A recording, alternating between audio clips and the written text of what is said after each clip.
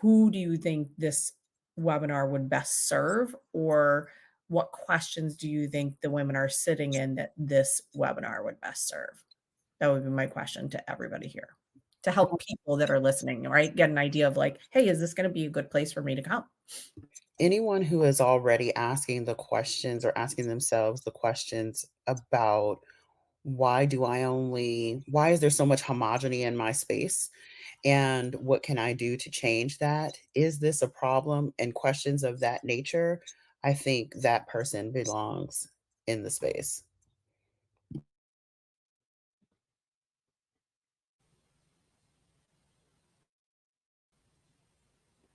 White women who are asking themselves the question of, why am I continuing to stay silent?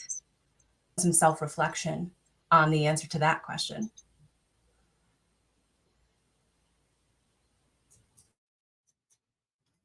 Women who have been taking the time to study and actually they're reading all the books, but then now asking, what can I do? How can I bring this to life to create some change, some effective change? Yeah, that would be someone who I think would benefit. All of what you just said. And one of the most important things is that we learn to take action, that we actually do something, even if it's imperfect, right? That we don't get stuck in the introspection and the book clubs, which are great for raising awareness.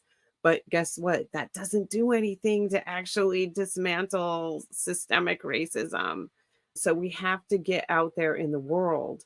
And I know a lot of white women want to do something and don't know what that something is. And that's what we are here to help you to do, both to work on yourself and work on your relationships.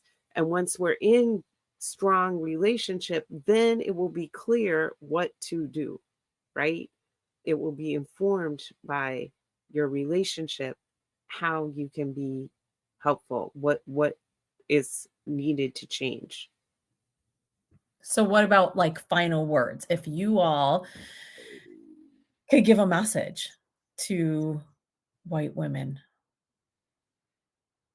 what's the message? What's the message that you think you needed to hear, a year ago, 5 years ago, 10 years ago in Mhm. regards to interracial sisterhood, or you had hoped or you still need to hear now, or you think that they need to hear? What would that message be as we close out?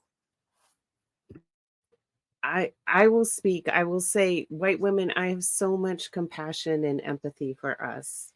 And, as a white woman named Karen, people are like, well, aren't you mad about your name being a thing? And I'm like, no, I see my name as a call for accountability. And I don't want us to shirk our responsibility because it makes us feel bad about ourselves. I understand why we feel bad about ourselves. And it's all by design.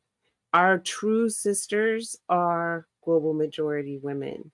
And when we can truly unite with global majority women, we can make a society where we all thrive. As long as we remain divided, things are just going to continue to get worse and worse and worse.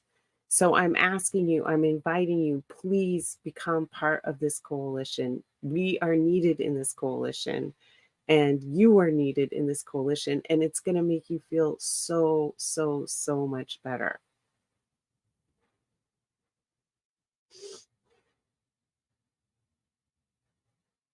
I think one of the things that you all talk about is, uniting not only across difference, but healing ourselves, our communities, our workplaces, how important that is. And then if we're not doing that, what is it, what is this all worth? What's the point, right?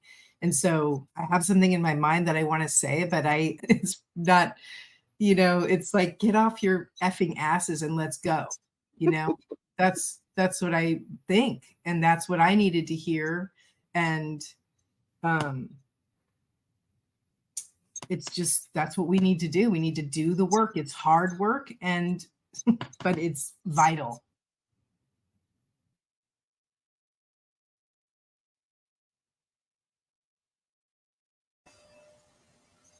I would build on to what Randy said, and I had shared a post in our white women accountability group that I think summed it up for me really nicely. Like, we need you.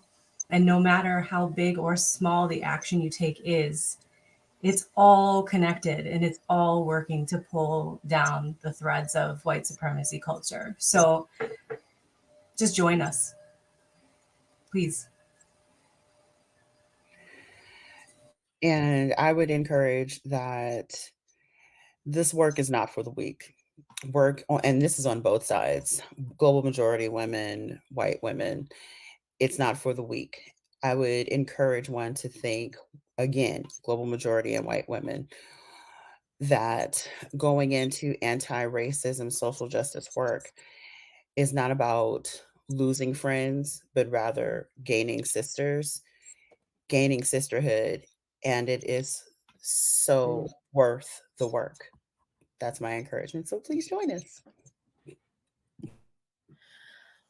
I think my words would be, this is hurting all of us. Mm. No person is unwounded from this system.